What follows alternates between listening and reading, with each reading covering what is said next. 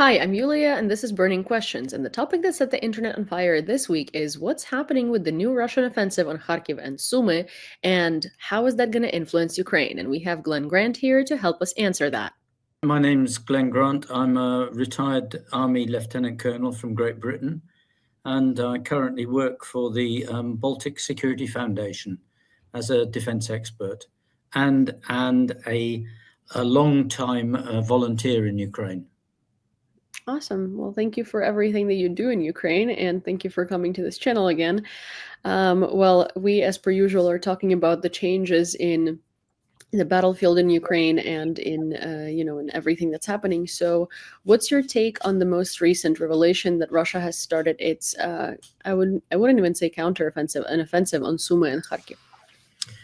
Well, there's been a lot of pressure on both cities for the last year, I think. So I don't think there's any surprise in there being an offensive. What I haven't seen anything of any strength yet is what sort of offensive it is in terms of people and systems from the Russian side. In other words, it's been very quiet so far in the media. But I would hope that on the Ukraine side that there is an extremely strong defense from both places. I mean, we've had plenty of warning.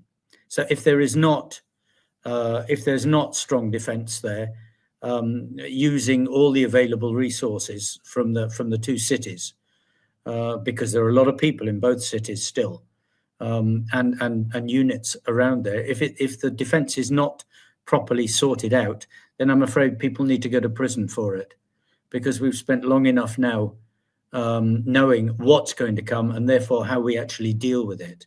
Hopefully, they will get 5 yards, 10 yards inside Ukraine, and they will be defeated. So we need to see, because at the moment it's not clear what's happening. Yeah, there has been very little information coming out from the media and from officials in general about it, except for the fact that they have announced that this offensive has started. Kharkiv, for instance, I don't know, it worries me because, well, firstly, there has been so much shelling and so many attacks on Kharkiv that and it's so close to Russia. Sumy as well. Of course, both of these cities are very close to the border, so I think they're likely targeting them because it's an easy one. Yeah, it's easy. Do you think they're actually trying to take these cities, or do you think they're trying to distract the Ukrainian military enough to take the rest of the 4 oblasts that they are already holding? No, I'm absolutely sure that they want to take them, especially Kharkiv, because if they take Kharkiv, then it's a diplomatic and military coup of the highest order, because they haven't actually really managed to take a major city at all so far. I mean, since actually Donetsk. So a city of substantial size, with all that comes with that for the reward for Putin and the status elsewhere is amazing for them. So I would worry greatly about our defense of Kharkiv at the moment. Yeah, I mean, they've also said many times, right, on their propaganda channels that they really want to take Kharkiv, and that Kharkiv is a Russian city. And I'm pretty sure that it was on Russia's agenda from the very first day. It's just that they weren't able to take it because the Kharkiv defense at the time was pretty strong, and they weren't able to necessarily do that. You're right. I actually didn't even think about it, but all of the oblasts that they have taken so far that they didn't take in 2014, they did not take the major cities like Zaporizhia. The city is not theirs. Kherson, the city is not theirs. And then Donetsk and Luhansk, I mean, they've held since 2014. What do you think would be the best course of action for Ukraine in terms of what to do from now on? Oh, well, I mean, obviously defend the two cities. They've got to hold as much as possible everywhere. I mean, that's the first thing. It's got to hold and not let Russia creep forward any more than they have to. I think they definitely got to get the core system that the army is going to put in place. They've got to get that in and working, and that may take another 6 months, and sort out the groupings, the authorities, the orders, and the resource allocation and resource management, because both of those are really, really important. And then they've got to let these commanders actually fight the battle. At the moment, commanders are not being allowed to fight the battle by Sersky. He's trying to make a decision on every tactical, every man position, every single man position, putting people in places where they can't fight, putting people in places where they're just going to die. And that has got to stop. It really has got to stop. And Zelensky's got to understand that the way we've been fighting the battle for the last couple of years is it's just depressing for every single soldier. And if you get depressed because you can feel that the command is not giving you the opportunity to be the person that you are and fight in the way that you know you can do, and you're being controlled, because this is the big problem, control.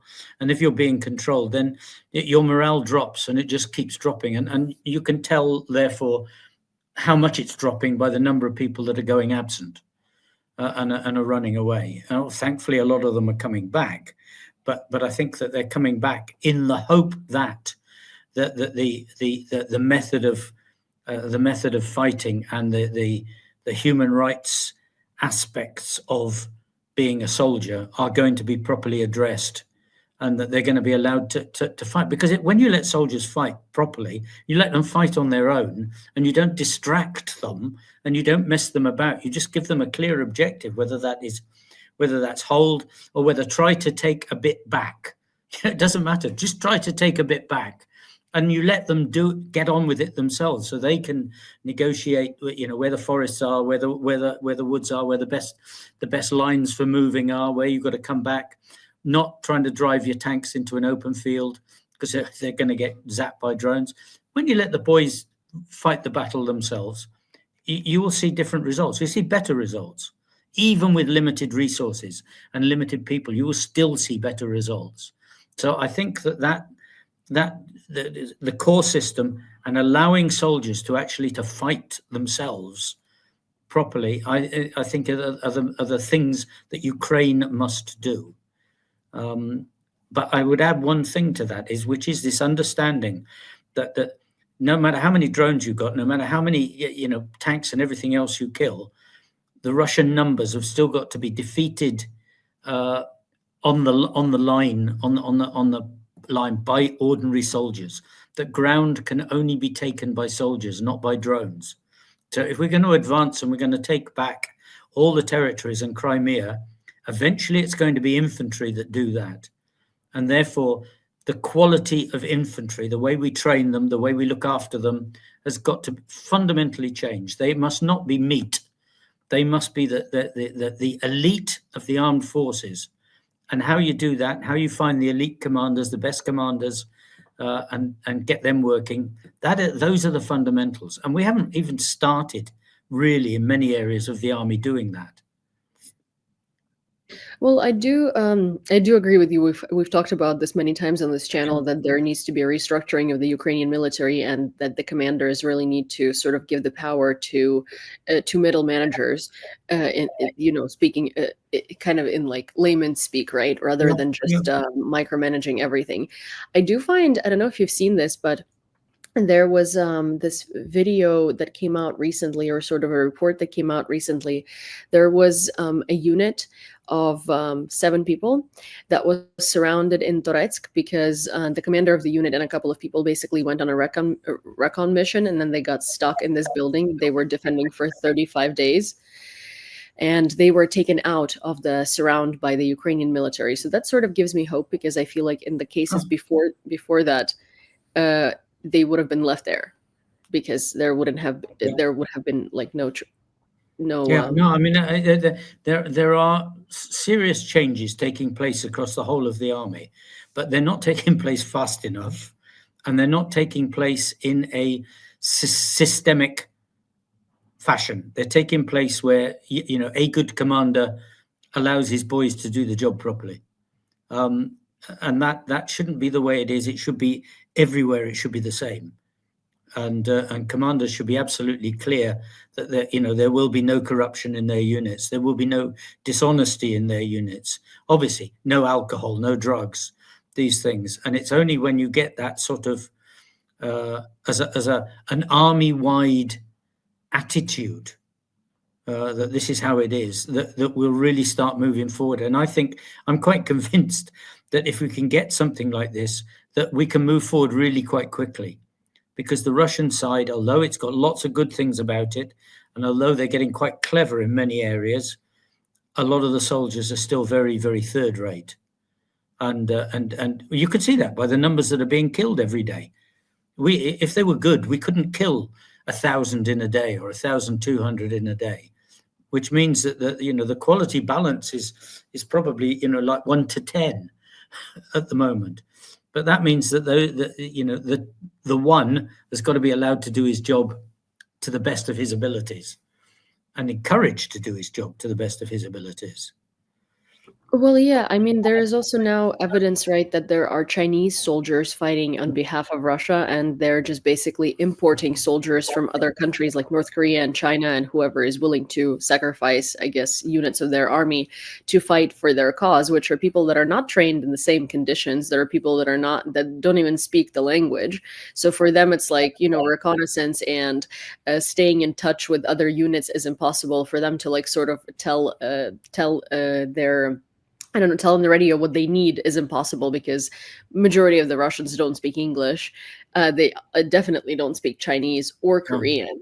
So there is just a lot of issues with that. Also, we see that with even in that latest sort of evacuation from the surrounding, one of the things that they were saying is that Russians just kept storming and they kept killing them. And they just kept storming and storming. So it doesn't matter for Russia, right? Like it's just bodies, it's disposable bodies. Yeah. Of course, all of this depends mostly on Ukraine and how the Ukrainian army behaves. But so now it's been a while since Trump came into power. Now it's been a while since Trump's changes came into power. Do you think that influenced or it will influence how Ukraine can conduct war? Let me go back to your comment about foreigners in the Russian army. I think you need to understand the difference between those, or make a difference for viewers, between those who are here because their country is supporting Russia, which are basically the North Koreans, and those who are here because they are either bonehead stupid or adventurers, or they've been paid a lot of money because they can't get that money somewhere else. And at the moment, I think we have only seen North Koreans as a deliberate, plus a few from Iran.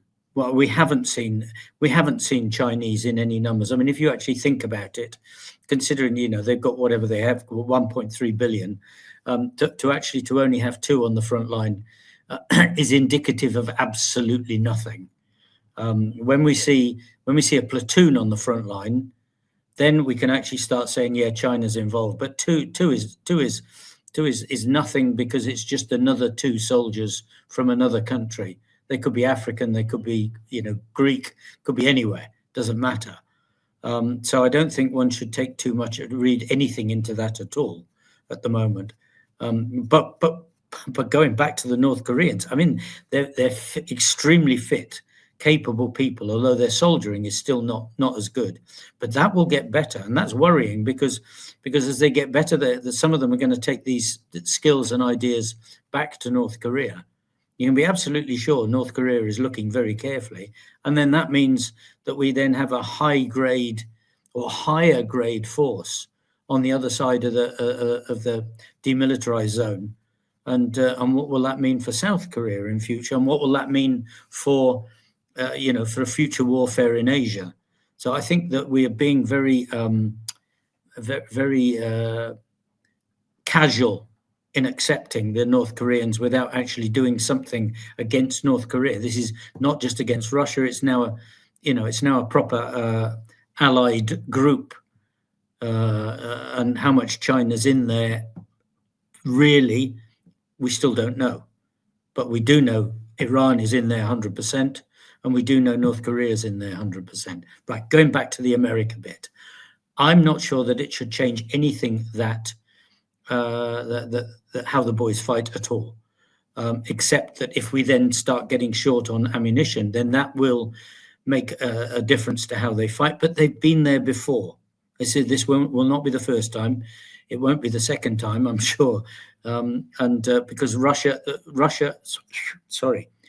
America under Trump cannot be relied upon at the moment. But what I think is really important is that the whole country of Ukraine must remember that America is not Trump and Trump is not America. In fact, Trump is the complete antithesis of America. He is the opposite of everything that the America that I know and love and that the world has known and loved for 80 years. He is the direct opposite of that. So I think he will come and he will go, and at some stage. And I think that the strength of America has always been its good people. And I'm sure that when they wake up properly to what is happening, that there will be a fight back either in the courts or even, at worst case, a civil war of some sort. But the good people will win in America because America is founded upon the idea of good people. It's not founded upon the idea of nastiness, and never has been. So we should just keep our views and ideas balanced about America and just understand it's the American government under Trump that is the nasty bit, and we have to deal with that.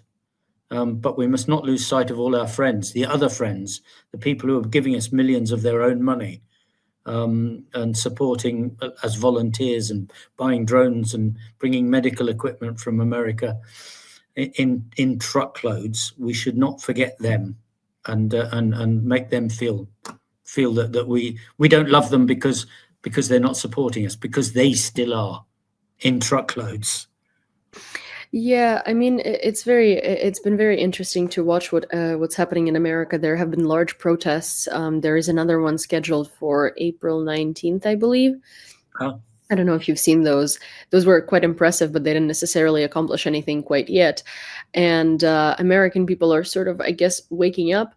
That brings me back to when Biden, was giving his post to Trump. He reminded the American military to follow their oath and remember who they serve.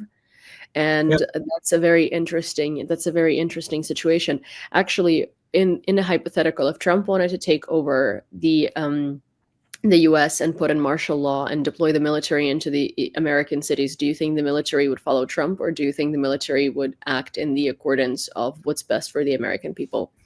No, I think they'd follow Trump. I don't have any doubts about it, because most military do as they're told by the commander in chief, and the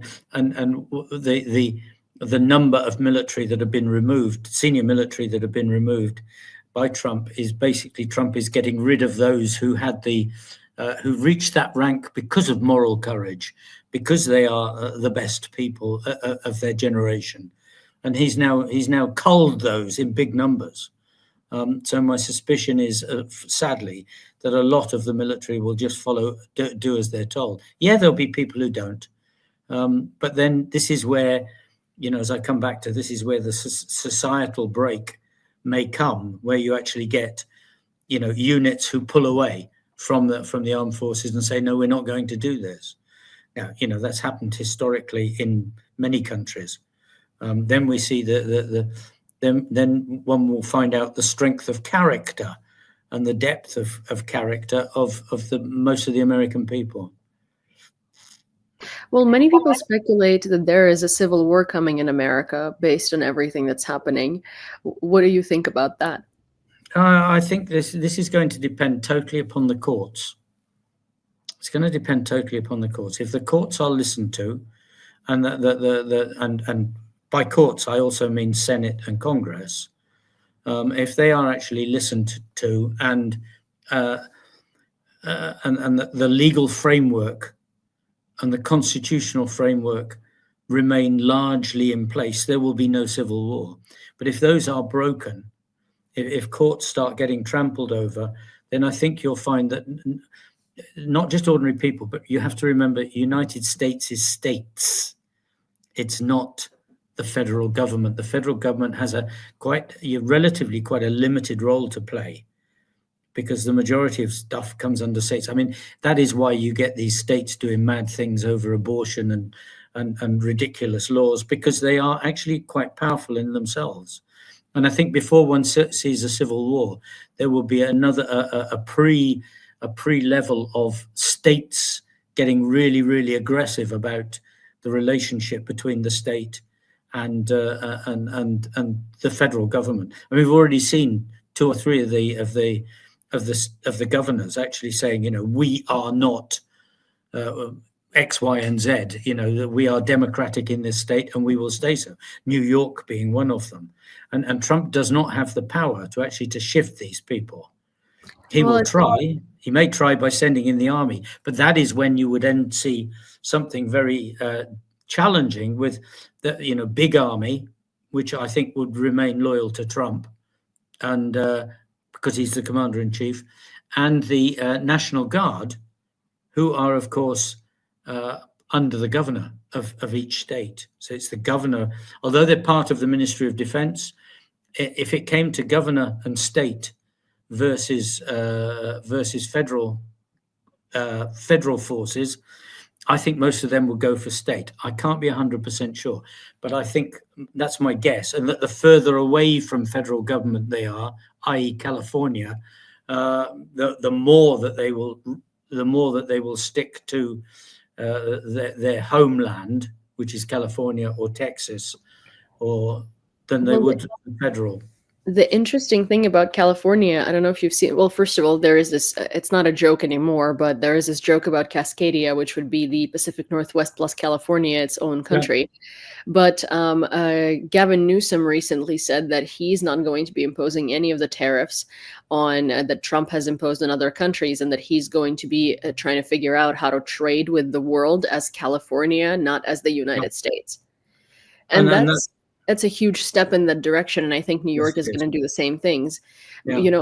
A friend of mine actually sent me, I can show it to you because it's on my other phone that I don't have here, but my best friend who lives in New York sent me a picture of my local Whole Foods where I used to go every day to get groceries, and the fridge with meat and the fridge with eggs is totally empty. Like, it looks apocalyptic. Like, Ukraine looked better in the first days of the full-scale invasion than the fridge in a New York Whole Foods, which I think is going to steer people certain places. Yeah, I mean, you're right. I mean, the economy, stupid, food, and the budget, the House budget, are probably the most powerful tools. And if Trump keeps destroying those, then it at some stage it will inevitably come back and bite him in some way or another.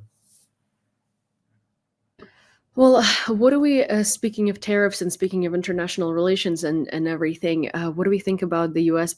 Basically exiting Europe? Well, I mean, it's totally foolish, whatever anyone says, because, I mean, if Trump wants to go and fight China, he's got to take Europe with him. And if only because a lot of little things that he doesn't know about, because he's ignorant in terms of what a military consists of, a lot of little things that he might like are actually in the European domain. I mean, shifting large numbers of forces. If you don't have the Dutch shipping, the roll-on, roll-off ferries, you're in trouble, because you can't put many tanks in aircraft and fly them. And if you haven't got the roll-on, roll-off, you've got to get them. And if they say, well, we want to do this, and then the ferry company says, no chance, nobody will insure you. Small things, insurance, reinsurance of shipping.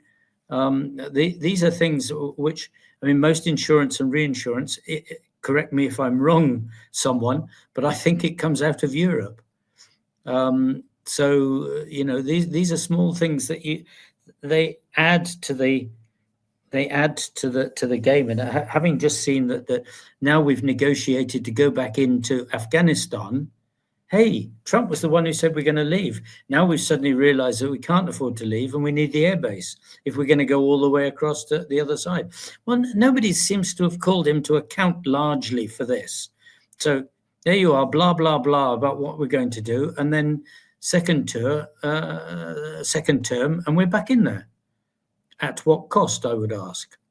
And that's his problem. But it does just show this total lack of awareness of the rest of the world, Europe being just a part of that. One thing which Trump has done, and you've got to give him credit for it, he's forced the European Union and the European countries to actually to face up to their failings. Almost. I don't think we've got there yet. I still think there's a lot more dithering to go yet from European leaders before we actually reach a point where they actually understand what they're doing and what they need to do. But you know, it's not just Europe, is it? I mean, he's kicking all his allies. And you know, can you afford to kick Australia, New Zealand, South Korea? And you know, the game that he's playing of being friendly to Russia, to Belarus, to North Korea by not tariffing them is bizarre. It is bizarre, especially when you see him tariffing, you know, islands full of penguins and uninhabited places. That's brilliant. But there again, you know, being blunt about this, is that stupidity or is that, as I call it, distraction? Because one of the things of the FSB playbook is one of the key things is distraction, and they're very good at it. I mean, they're very good at it in the parliament here in Ukraine, where you know you put two laws up at the same time. One is extremely nasty and stupid, and the other one is just bad and probably corrupt. And so the first one gets, you know, a big fight and gets all the publicity and gets overturned, and the second one gets through. But the second one is actually the one that's going to do the damage on something. And this, I mean, you can see this quite regularly, and the distraction is something that Trump is good at, or Trump's team is good at, but it's very straightforward Russian FSB action. Two actions, three actions. One of those is so stupid and loud that people talk about it, and they miss the actual direction of attack, which is somewhere else. Yeah, I mean that's actually an interesting thing to point out. I don't think that particularly, you know, taxing the penguins was a smart move on their behalf. They do those strategies a lot. It does appear like they use ChatGPT to generate both the formula and the places that they need to put tariffs on, which is just absolutely wild, provided that ChatGPT has a 60% error rate. Well, no, yeah, over 60% error rate for its answers. So I think that the penguins, unfortunately, were taxed because of ChatGPT and its mistakes, not necessarily because of Trump's brilliant actions, but it did play well for them. So they probably used it going viral for you know, enacting something else. And it did give a lot of us at least some humorous relief from the stupidities. And probably will for many more years to come, because I think his presidency is going to be marked by penguin jokes forever. Yeah, so many jokes forever. You know, I've seen so many ridiculous things. Like there are people on Trump's side now. I don't know if you've seen this for him. Everlasting minds because their retirement funds they're going bankrupt basically because of the tariffs. And then there are people that are not quite yet ready to admit that Trump's presidency is doing terrible things to them, but they're like going on the internet asking the other side to explain why tariffs are bad. And I haven't seen anything as funny, because it's kind of like Trump supporters understanding they screwed up, but like not being able to say it. So they're like, you know, they're kind of like coming to it from the side. Dodging and weaving, as we say in the British Army, dodging and weaving. Yeah. It's kind of like, when there is a drone, hunting you, Yeah, and you're in a yeah, vehicle, you have to zigzag. yeah. Yeah. Well, so I guess like the last question is sort of like, what are your overall feelings on what's going to be happening moving forward in the world, like in the coming like 2 3 months before I see you again in this channel. Well, I mean, I think the one thing I'm going to say is I'm not going to make any predictions about America and the actions of Trump, because it is just totally unpredictable. I'm not strong enough into the subtleties of things going around, the White House and Congress and everywhere else. You'd need 20 days a week, 50 days a week to read into it all, to understand what is going on. The best I can do is just say, I think it's going to continue until he's stopped in that regard. For Ukraine, I mean, I think that where Ukraine is at the moment is as good Hmm. as it's going to be. Hmm. I don't think we can ask for any more from anybody for the time being. I think there is now a strong realization that America has undermined the Western order, including Ukraine. I don't think that is, as many people think, that this is just against Ukraine. It's not. It's against everybody.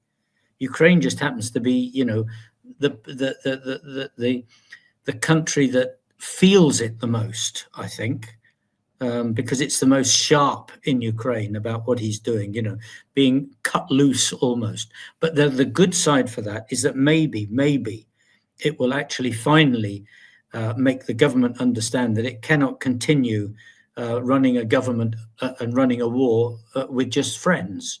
That, I mean, choosing your friends from a film company because they're your friend is not a good way of running a business. Not this one, not a war. So, the country still needs to actually, Zelensky needs, not the country. Zelensky needs to understand he's got to get better people into his team, and he's got to start listening to them. He can't make the decisions for the whole country from the president's administration. They've got to change the method of government, written objectives, clear written orders for ministries to be able to grapple with the problem. And when they give them, then they get good results. When you've got people with capability, then Kalmikova in the Ministry for Veterans, and biting quite difficult subjects and taking them forward. But there still needs a lot more of that if Ukraine is going to start going forward. And the diplomacy, I'm sorry, but the diplomatic effort, and again, I've talked about this many times, they need to rethink completely who are the diplomats in which country, what are they there to do, and why do we need to change half the ones that are there and put people in who actually have got capability to make the country that they're in fight for Ukraine. And that means quality. It means quality people. And using people who've just failed in the Ministry of Defence, I'm sorry, but failed in the Ministry of Defence as a diplomat somewhere is not a good plan. Because they've shown they're not good enough. If you're not good enough for a ministry, you're not good enough for something here. You're not good enough to be a diplomat for Ukraine either. And we need those other countries, every single one of them. We need them on our side, which means that you've got to have really, really, really good speakers, good people, clever people, actually doing the arguments for Ukraine in those countries. And many are not doing that. Some are, many are not. Agreed. I mean, yeah, for sure. It's there needs to be like a full force transformation on every single level of the Yeah, government. I agree with you, and I think they're happening, but they're happening quite slowly. yeah, It's trial and error while they need to be yeah, doing it shouldn't be. what they're doing. Yeah. Well, thank you so much for giving me your time today. I'm obviously going to see you again sometime soon in a month or Yeah, two. let's hope. Just Let's hope. to catch up on the apocalypse that's happening by then, but Yeah, apocalypse now, or is it apocalypse next week? I don't know. But anyway, yeah. every day's interesting. That's absolutely true. And I Yeah. just remind everybody that's watching, for Ukraine, we are going to win. There is Yeah. no messing. We are going to win. It's just taking a bit longer for viewers than most people would like, but we are going to win. Yeah. Well, you kind of always give. I think someone even wrote a comment about that, where you sort of give like the no BS truth, but at the same time, some kind of like therapy that that gives people hope, which I find very funny because it is very true. Yeah. So thank you for that. Always happy to have you here. Okay. Thank you very much. Speak to you again soon. Bye Yeah. then. Well, I hope this conversation was as interesting to you as it was to me. I always enjoy having Glenn around because, he has the sort of non bullshit approach, but also with a dash of a little bit of optimism and hope. And if you enjoyed it and you would like to hear more conversations like it, please don't forget to subscribe to this channel. Also, turn on all of your notifications so you don't miss when the next episode comes out. And of course, like this video, share it with a friend, share it with your family members, share it with someone who desperately needs to hear it. And leave your questions, suggestions, thoughts, constructive criticism, anything in your mind in the comments down below because I read all of them and I appreciate your feedback. See you next time.